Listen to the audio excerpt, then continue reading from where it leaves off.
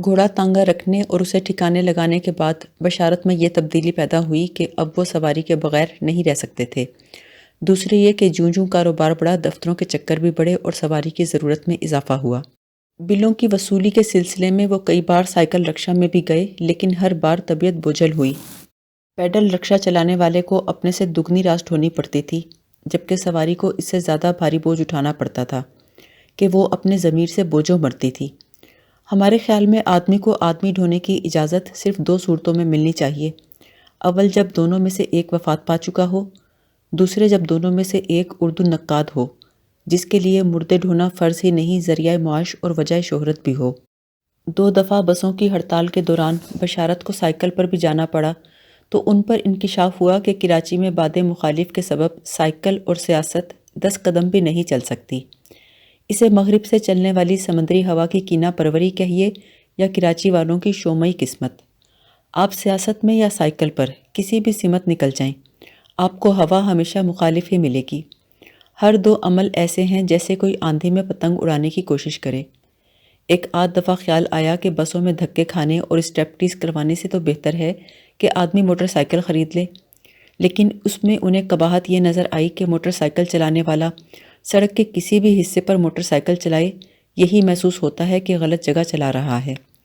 Traffic حادثات کے اعداد و شمار پر ریسرچ کرنے کے بعد ہم بھی اسی نتیجے پر پہنچے ہیں کہ ہمارے ہاں پیدل چلنے والے اور موٹر سائیکل چلانے والے کا نارمل مقام ٹرک اور منی بس کے نیچے ہے۔ دوسرے یہ کہ ہم نے آج تک کوئی ایسا شخص نہیں دیکھا جو 5 سال سے کراچی میں موٹر سائیکل چلا رہا ہو اور کسی حادثے میں ہڈی پسلی تڑوا نہ چکا ہو۔ ہاں، ایک شخص ملا جو 7 سال سے کراچی میں بغیر ایکسیڈنٹ کے موٹر سائیکل چلا رہا تھا، مگر وہ صرف موت کے کنویں میں چلاتا تھا۔ تیسری بات یہ کہ مین ہول بناتے وقت کراچی میونسپل کارپوریشن 2 باتوں کا لحاظ ضرور رکھتی ہے۔ اول یہ کہ وہ ہمیشہ کھلے رہیں تاکہ چوروں اور اچکوں کو خواہ مخواہ ڈھکنا دیکھ کر تجسس نہ ہو کہ نہ جانے اندر کیا ہے۔ دوم دہانہ اتنا چوڑا ہو کہ موٹر سائیکل چلانے والا اس میں اندر تک بغیر کسی رکاوٹ کے چلا جائے، آسانی کے ساتھ، تیز رفتاری کے ساتھ اور پیچھے بیٹھی ہوئی سواری کے ساتھ۔ موٹر سائیکل رکشہ خریدنے کا سوال ہی پیدا نہیں ہوتا تھا، اس لیے کہ 3 پہیوں پر خودکشی کا یہ سہل اور شرطیہ طریقہ ابھی رائج نہیں ہوا تھا۔ اس زمانے میں عام آدمی کو خودکشی کرنے کے لیے طرح طرح کی کھکیڑ اٹھانی پڑتی تھی۔ گھروں کا یہ نقشہ تھا کہ ایک ایک کمرے میں 10 آدمی ٹھسے ہوتے تھے۔ ایسے میں اتنا تخلیہ کہاں نصیب کہ آدمی پھانسی کا پھندا کڑے میں باندھ کر تنہا سکون سے لٹک سکے۔ علاوہ ازیں کمرے میں صرف ایک ہی کڑا ہوتا تھا جس میں پہلے ہی پنکھا لٹکا ہوتا تھا۔ گرم کمرے کے مکین پنکھے کی جگہ کسی اور کو لٹکنے کی اجازت نہیں دے سکتے تھے۔ رہے پستول اور بندوق تو ان کے لیے لائسنس کی شرط تھی، جو صرف امیروں، وڈیروں اور بڑے افسروں کو ملتے تھے۔ چنانچہ خودکشی کرنے والے ریل کی پٹری پر دن بھر لیٹے رہتے، کیونکہ ٹرین 20 گھنٹے لیٹ ہوتی تھی۔ آخر موت سے مایوس ہو کر غریب کپڑے جھاڑ کر اٹھ کھڑے ہوتے۔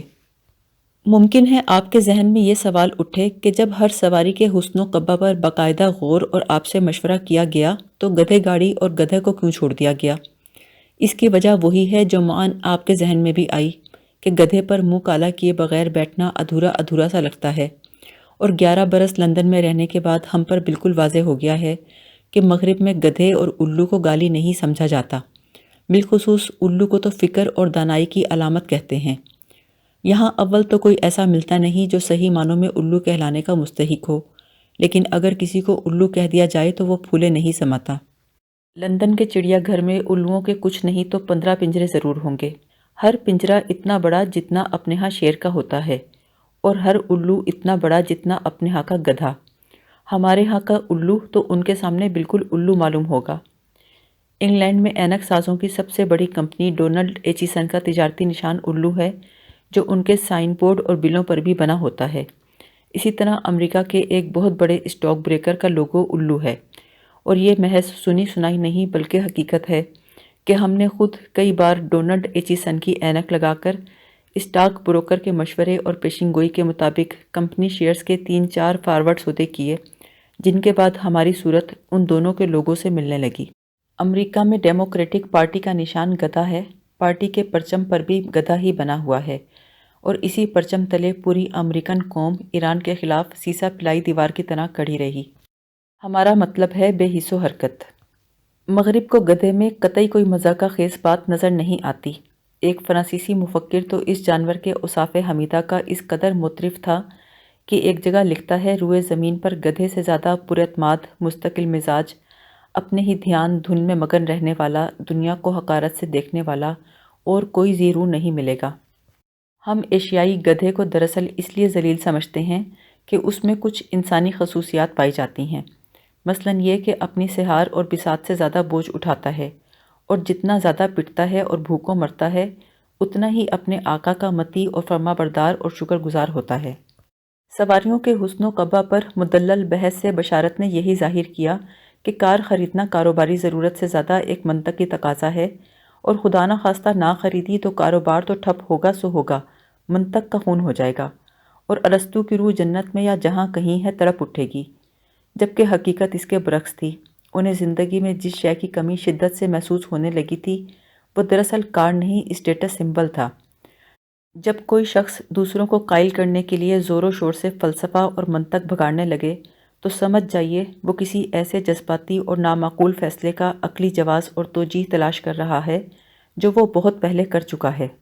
ہنری ہشتم نے تو محض اپنی ملکہ کو طلاق دینے اور ایک دوسری عورت سے شادی رچانے کی خاطر پاپائے روم سے قطع تعلق کر کے ایک نئے مذہب کی داغ بیل تک ڈال دی۔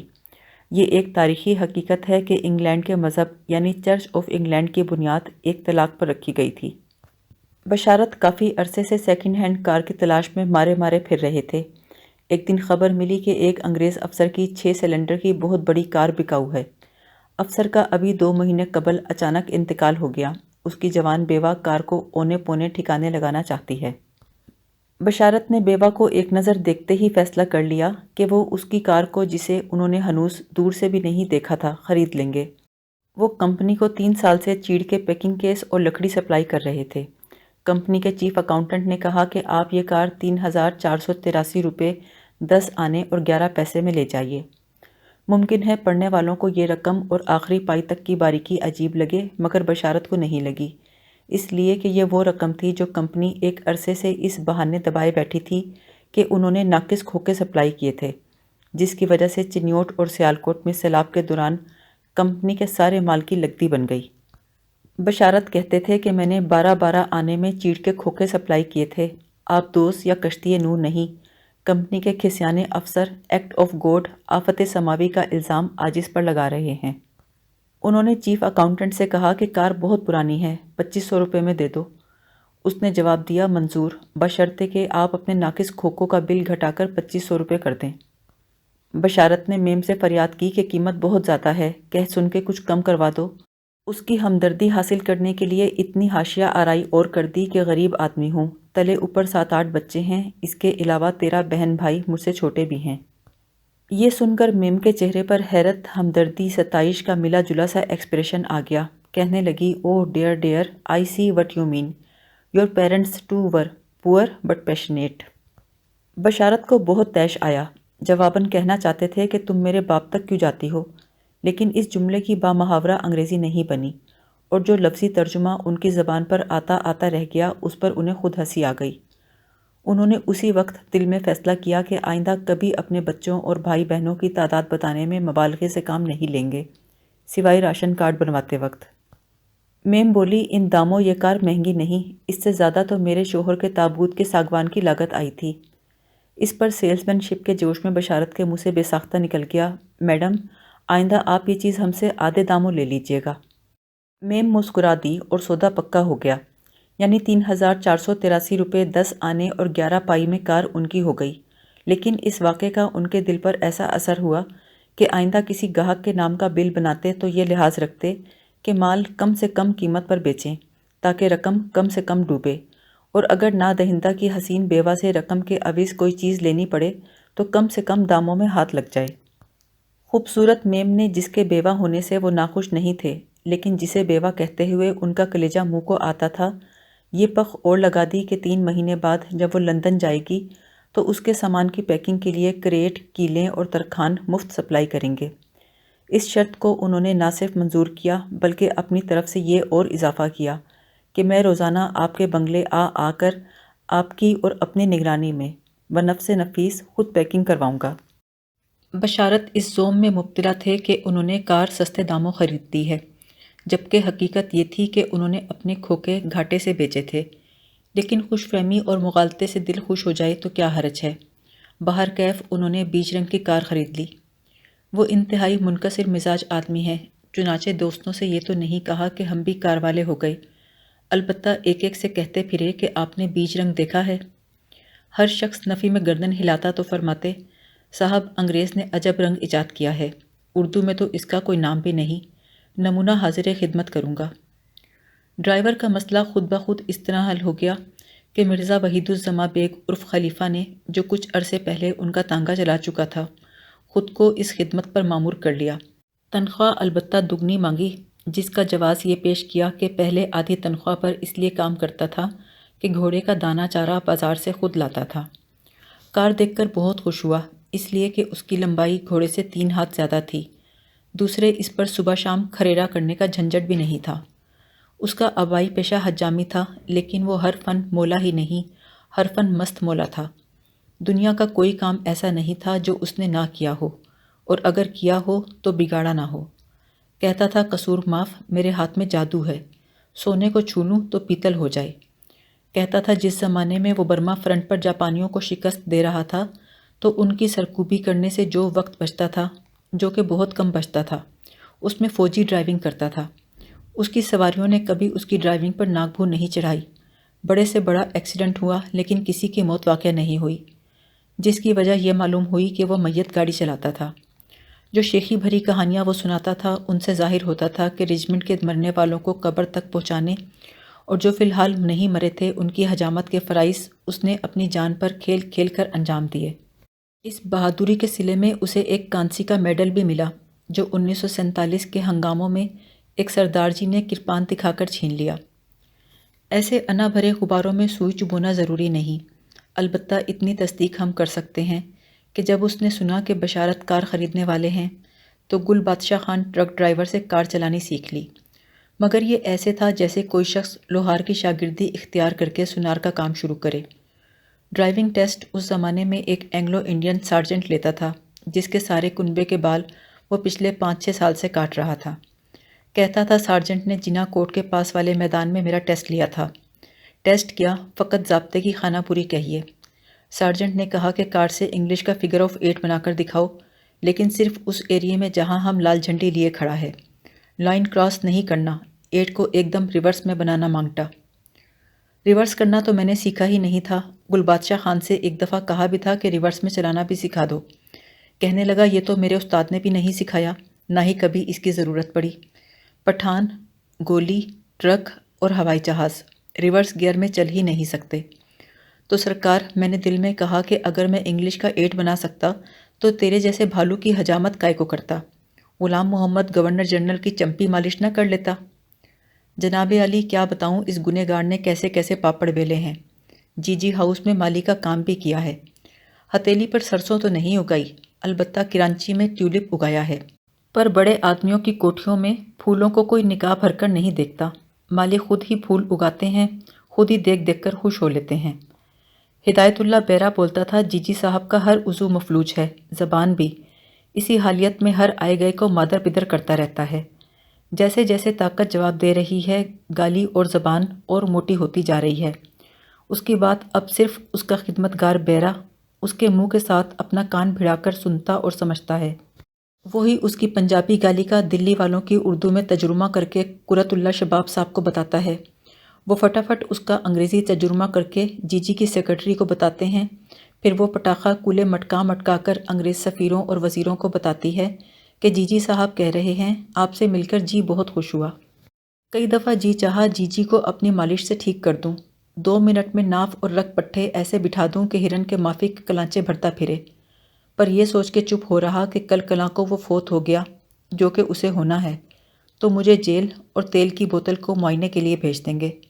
تو جناب علی، سارجنٹ نے اپنے بوٹ سے زمین پر 8 بنا کر دکھایا۔ لا حول ولا قوت، میں بے فضول ڈر گیا تھا۔ جنگلی گھوڑے کو سدھانے اور اس کی مستی نکالنے کے لیے اسے تیزی سے چکر دینے کو اٹیرن کہتے ہیں، تو گویا ڈرائیونگ ٹیسٹ کا یہ مقصد ہے۔ پر میں کچھ نہیں بولا، بس جلتو جلالتو کہہ کر ریورس میں کسے ہوئے ہزاربند کی گرہ بنانے لگا۔ یکایک پیچھے سے سارجنٹ کے چیخنے کی آوازیں آئیں، اسٹاپ اسٹاپ یو ایڈیٹ! وہ ہزاربند کی گرہ میں لپٹتے لپٹتے رہ گیا اور جان بچانے کے لیے کار کے بمپر پر لال جھنڈی سمیت چڑھ گیا۔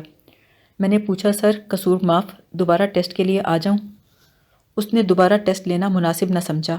دوسرے دن آپ کے غلام کو لائسنس مل گیا۔ آپ کی جوتیوں کے طفیل ہر فن میں طاق ہوں۔ کون سا کام ہے جو مجھے نہیں آتا؟ جراحی بھی کی ہے۔ وہ تو ایک آپریشن بگڑ گیا تو کان پکڑے۔ ہوا یوں کہ میرا دوست اللن اپنی ماموزاد بہن پر دل و جان سے فریفتہ تھا، پر وہ کسی طور شادی پہ رضامند نہیں ہوتی تھی۔ نہ جانے کیوں اللن کو وہم ہو گیا کہ اس کی بائی ران پر جو مسا ہے اس کی وجہ سے شادی نہیں ہو رہی۔ میں نے اس کا مسا کاٹ دیا، زخم خراب ہو کے ناسور ہو گیا اور وہ لنگڑا ہو گیا۔ وہ دن ہے اور آج کا دن میں نے سرجری نہیں کی۔ وہ لڑکی آخر کو میری زوجہ بنی۔ میری بائیں ران پر مسا ہے۔ کار خریدتے ہی بشارت بے حد سوشل ہو گئے اور ایسے لوگوں کے گھر بھی بیچ رنگ کا نمونہ دکھانے کے لیے جانے لگے جن سے بقرعید پر بھی ملنے کے روادار نہ تھے۔ جو دوست احباب یہ عجوبہ دیکھنے ان کے گھر آتے، انہیں مٹھائی کھلائے بغیر نہیں جانے دیتے تھے۔ اسی مبارک سلامت میں ایک مہینہ گزر گیا۔ ایک دن ایک دوست کے ہاں کار کی رونمائی کو جا رہے تھے کہ آدھے راستے میں ہچکولے کھانے لگی۔ دیکھتے دیکھتے اسے کالی کھانسی کا دورہ پڑ گیا۔ حبس دم کے سبب دھڑکن کبھی ہلکی ہلکی سنائی دیتی، کبھی بالکل غائب۔ دفتن سنبھالا لیا، یعنی ہیڈ لائٹ میں ایک لہسے کو روشنی نظر آئی۔ ہارن نے بھی کچھ بولنا چاہا مگر نقاہت مانے ہوئی۔ چند لمحوں بعد دھکڑ دھکڑ دھک دھک دھوں کر کے جہاں کھڑی تھی وہیں انجر پنجر بکھیر کے ڈھیر ہو گئی۔ پہلے خیال ہوا کہ مکر کیے پڑی ہے، مگر جب ریڈی ایٹر کے ایک سرے سے بھاپ اور دوسرے سرے سے تلل تلل پانی نکلنے لگا تو گدھا گاڑی سے کھچوا کر گھر لانا پڑا۔ پھر مستری کو گھر بلا کر دکھایا تو اس نے بونٹ کھولتے ہی 3 دفعہ دائیں ہاتھ سے ماتھا پیٹا۔ بشارت نے پوچھا، خیر تو ہے؟ بولا، بہت دیر کر دی، اس میں تو کچھ رہا نہیں، آپ کو مجھے کم سے کم 6 مہینے پہلے بلانا چاہیے تھا۔ بشارت نے جواب دیا، بلاتا کہاں سے، خریدے ہوئے کل 1 مہینہ ہوا ہے۔ بولا، تو پھر خریدتے وقت پوچھا ہوتا، آدمی سراہی بھی خریدتا ہے تو پہلے ٹن ٹن بجا کر دیکھ لیتا ہے، یہ تو پھر کار ہے۔ خیر آپ زیادہ خرچ کرنا نہیں چاہتے تو فی الحال کام چلاؤ مرمت کیے دیتا ہوں، لیکن بزرگ کہہ گئے ہیں کہ آنکھوں گوڈوں میں پانی اتر آئے تو معجون اور چمپی مالش کام نہیں کرتی، پھر یا تو لاٹھی بیساکھی چاہیے یا جوان جورو۔ بشارت کو اس کی یہ بے تکلفی بہت ناگوار گزری مگر خاموش رہے۔ اس کے بعد کار مستقل خراب رہنے لگی۔ اس کا کوئی پرزہ درست معلوم نہیں ہوتا تھا سوائے بیک ویو مرر کے۔ بعض اوقات کار کی رفتار گدھا گاڑی سے زیادہ سست ہو جاتی، جس کی وجہ یہ تھی کہ وہ اسی میں باندھ کر کشاں کشاں لائی جاتی تھی۔ اب کار اسٹارٹ کرنے سے پہلے وہ گدھا گاڑی کا کرایہ اور باندھنے کے لیے رسی ضرور رکھ لیتے تھے۔ اس مشینی جنازے کو گلیوں میں کھینچے پھرنے کا عمل اس کثرت سے دہرایا گیا کہ گھر میں کسی نیفے میں کمر بند اور کسی چارپائی میں ادوائن سلامت نہ رہی، اور ثانیوں ذکر پر سونے والے رات بھر کروٹ کروٹ جھولا جھولنے لگے۔ نوبت یہاں تک پہنچی کہ ایک دن بنارس خان چوکیدار کی بکری کی زنجیر کھول لائے۔ مرزا کہتے ہی رہ گئے کہ جو زنجیر بالشت بھر کی بکری کو جو 3 دفعہ ہری ہو چکی ہے قابو میں نہیں رکھ سکی، وہ تمہاری بے کہی کار کو کیا خاک باندھ کر لائے گی؟ کار متعدد اندرونی و بیرونی خفیہ اور اعلانیہ امراض میں مبتلا تھی۔ ایک پرزے کی مرمت کرواتے تو دوسرا جواب دے دیتا، جتنا پٹرول جلتا اتنا ہی موبل آئل اور ان دونوں سے دگنا ان کا اپنا خون جلتا۔ آج کلچ پلیٹ جل گئی، کل ڈائنمو بیٹھ گیا، پرسوں اسٹیئرنگ وہیل ہاتھ میں آ گیا، پھر گیئر باکس بدلوا کر لائے تو بریک گڑبڑ کرنے لگے۔ مستری نے کہا کہ ماڈل بہت پرانا ہے، اس کے پرزے بننے بند ہو گئے ہیں۔ آپ کہتے ہیں تو مرمت تو کر دوں گا، لیکن مرمت کے بعد بریک یا تو مستقل لگا رہے گا یا مستقل کھلا رہے گا، سوچ کر دونوں میں سے ایک چوز کر لیجئے۔ کوئی 2 ہفتے بعد خلیفہ نے اطلاع دی کہ کار کے شوک اوبزرور ختم ہو گئے۔ وہ شاک ایبزوربر کو شوک اوبزرور کہتا تھا۔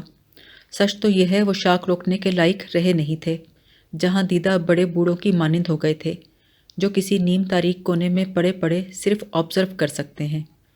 جب انسان لغو سے لغو حرکت اور کرتوت دیکھ کر نہ آزردہ ہو، نہ طیش میں آئے اور نہ لاحول پڑے، تو اس کی 2 وجہ ہو سکتی ہیں۔ ایک یہ کہ اب وہ جہاں دیدہ بردبار اور درگزر کرنے والا ہو گیا ہے۔ دوسرے یہ کہ وہ حرکت اس کی اپنی ہی ہے۔ ایک دن بشارت رات کے 11 بجے ظریف جبل پوری کے مکان سے واپسی میں گورا قبرستان کے سامنے سے گزر رہے تھے کہ اچانک ہارن کی آواز میں ریشہ سا پیدا ہوا، پھر گلے میں گھنگرو بولنے لگا۔ پھر بشارت کی آنکھوں کے سامنے ایک ہی اندھیرا چھا گیا کیونکہ ہیڈ لائٹ کی روشنی جا چکی تھی۔ خلیفہ نے کہا، جناب عالی، بیٹری جواب دے رہی ہے۔ انہیں بڑا تعجب ہوا، اس لیے کہ وہ روزانہ دکان پر پہنچتے ہی بیٹری کو کار سے نکال کر آرا مشین کے ساتھ جوڑ دیتے تھے تاکہ 8 گھنٹے تک چارج ہوتی رہے۔ شام کو گھر پہنچ کر اسے کار سے نکال کر ریڈیو سے جوڑ دیتے کیونکہ ان دنوں باہر کالونی میں بجلی نہیں تھی۔ پھر رات کو 12-1 بجے تک ریڈیو پروگرام ختم ہو جاتے تو اسے ریڈیو سے علیحدہ کر کے کار میں واپس لگا دیتے تاکہ خلیفہ صبح ٹرٹر نہ کرے۔ اس طرح بیٹری 8-8 گھنٹے کی 3 شفٹوں میں 3 مختلف چیزوں سے جڑی رہتی تھی۔ جواب نہ دیتی تو کیا کرتی؟ بالکل کنفیوز ہو جاتی تھی۔ ہم نے خود دیکھا کہ ریڈیو سے پروگرام کی بجائے آرا مشین کی آوازیں نشر ہوتیں جنہیں وہ ایک عرصے تک پکا راگ سمجھ کر سر دھنتے رہے، اور کار کے انجن سے موسم کی خرابی کسی آوازیں آتی رہتیں۔ اکثر رات کے پچھلے پہر کے سناٹے میں جب عجیب و غریب آوازیں آنے لگتیں تو گھر والے یہ نہیں بتا سکتے تھے کہ وہ آوازیں ریڈیو کی ہیں یا آرا مشین میں قوال پھنس گیا ہے، اور ان بیچاروں کی معذوری قابل معافی تھی، اس لیے کہ آوازوں کا مخرج دراصل وہ گلا تھا جس سے بشارت خراٹے لے رہے ہوتے تھے۔ ان کا کہنا تھا، کراچی ریڈیو سے میرے گلے میں خراش پڑ گئی ہے۔ ایک عذاب یہ کہ جب تک ریڈیو اسٹیشن بند نہ ہو جاتا 3-4 پڑوسی ان کی چھاتی پر سوار پروگرام سنتے رہتے۔ بشارت اس مردم آزار ایجاد سے سخت متنفر ہو گئے تھے۔ غالباً ایسے ہی حالات اور ایسی ہی بلیک موڈ میں عصر حاضر کے ایک بڑے انگریز شاعر فلپ لارکن نے کہا تھا کہ مارکونی کی قبر پر پبلک ٹوائلٹ بنا دینا چاہیے۔ چند روز سے جب سے گرمی نے شدت پکڑی، چاروں پہیوں کا مزاج سودائی اور صوبائی ہو گیا۔ مطلب یہ کہ چاروں 4 مختلف سمتوں میں جانا چاہتے تھے اور اسٹیئرنگ وہیل سے روٹھے رہتے تھے۔ یہی نہیں، بعض اوقات اسٹیئرنگ وہیل خود پہیوں کی مرضی کے مطابق گھومنے لگتا تھا۔ خلیفہ سے پوچھا، اب یہ کیا ہو رہا ہے؟ اس نے اطلاع دی، حضور، اسے ببلنگ کہتے ہیں۔ انہوں نے اطمینان کا لمبا سانس لیا۔ مرض کا نام معلوم ہو جائے تو تکلیف تو دور نہیں ہوتی، البتہ الجھن دور ہو جاتی ہے۔ اس دفعہ وہ خود بھی ورکشاپ گئے۔ مستری نے بتایا کہ زنگ سے سائلنسر بس جھڑنے ہی والا ہے۔ مرزا کہتے ہیں کہ کراچی کی ہوا میں اتنی رطوبت اور دلوں میں اتنی رقت ہے کہ ہاتھ پھیلا کر اور آنکھیں موند کر کھڑے ہو جاؤ تو 5 منٹ میں چلو بھر پانی اور ہتھیلی بھر پیسے جمع ہو جائیں گے، اور اگر 6 منٹ تک ہاتھ پھیلائے آنکھیں موندے کھڑے رہو تو پیسے غائب ہو جائیں گے۔ مستری نے مشورہ دیا کہ اگلے مہینے جب نیا ہارن فٹ کروائیں تو سائلنسر بھی بدلوا لیں، ابھی تو یہ ہارن کا کام اچھی طرح دے رہا ہے۔ بشارت نے جھنجھلا کر پوچھا، اس کا کوئی پرزہ کام کر بھی رہا ہے یا نہیں؟ جواب دیا، کیوں نہیں، میٹر دگنی رفتار سے چل رہا ہے۔ اب کار کی کارکردگی مرفیز لا کے عین مطابق ہوتی چلی گئی، یعنی اس کی ہر وہ چیز جو بگڑ سکتی تھی بگڑ گئی۔ ایسی صورت میں حکومت تو چل سکتی ہے، کار نہیں چل سکتی۔ متواتر مرمت کے باوجود بریک درست نہیں ہوئے، لیکن ان کی کمی محسوس بھی نہیں ہوتی تھی، اس لیے کہ استعمال کی نوبت ہی نہ آتی۔ جس جگہ بریک لگانا ہو کار اس سے 1 میل پہلے ہی رک جاتی تھی، اور بشارت نے تو جب سے ڈرائیونگ سیکھنی شروع کی وہ بجلی کے کھمبوں سے بریک کا کام لے رہے تھے۔ کھمبوں کے استعمال پر ان کا کئی دفعہ کتوں سے جھگڑا بھی ہوا، مگر پھر بعض کتے کھمبے چھوڑ کر چمکتی ویل کپ سے کھمبوں کا کام لینے لگے۔ حال ہی میں بشارت نے یہ بھی نوٹس کیا کہ کار کچھ زیادہ ہی زودرنج اور حساس ہو گئی ہے، سڑک کراس کرنے والے کی گالی سے بھی رکنے لگی ہے۔ وہ بتدریج خوش خرامی سے سبک خرامی اور مست خرامی کی منزلوں سے گزر کر اب نری نمک حرامی پر اتر آئی تھی۔ اس کی چال اب ان اڑیل اور مٹھے اونٹوں سے ملنے لگی تھی جن کی تصویر روڈیار کپلنگ نے اونٹوں کے مارچنگ سونگ میں کھینچی ہے، جس کی تان اس پر ٹوٹتی ہے، کانٹ، ڈونٹ، شانٹ، وونٹ، یعنی میں نہیں چل سکتا، جاؤ میں نہیں چلتا، میں نے نہیں چلنا، میں چلوں گا ہی نہیں۔ بلا شبہ یہ تان اس لائق ہے کہ تیسری دنیا کے ممالک جو کسی طور آگے بڑھنا نہیں چاہتے اسے اپنا قومی ترانہ بنا لیں۔ اگلے 2.5-3 مہینے تک بشارت کا تمام وقت، محنت، کمائی، دعائیں اور گالیاں اس ناکارہ کار پر صرف ہوتی رہیں۔ ابھی اس ناپکار گھوڑے کا زخم پوری طرح نہیں بھرا تھا کہ یہ پھوپا ہو گیا۔ بقول شاعر، ابھی کھا کے ٹھوکر سنبھلنے نہ پائے کہ پھر کھائی ٹھوکر سنبھلتے سنبھلتے۔ کار اب اپنی مرضی کی مالک ہو گئی تھی، جہاں چلنا چاہیے تھا وہاں ڈھٹائی سے کھڑی ہو جاتی اور جہاں رکنا چاہیے تھا وہاں ادبدا کے چلتی رہتی۔ مطلب یہ کہ چوراہے اور سگنل پر اور سپاہی کے سامنے کھڑی ہو جاتی، لیکن بمپر کے سامنے کوئی راہگیر آ جائے تو اسے صرف نظر کرتی ہوئی آگے بڑھ جاتی۔ جس سڑک پر نکل جاتی اس کا سارا ٹریفک اس کے خرام و قیام کا تابع ہو جاتا۔ تھک ہار کر بشارت اسی میم کے پاس گئے اور منت سماجت کی کہ خدا را 500 کم میں ہی یہ کار واپس لے لو۔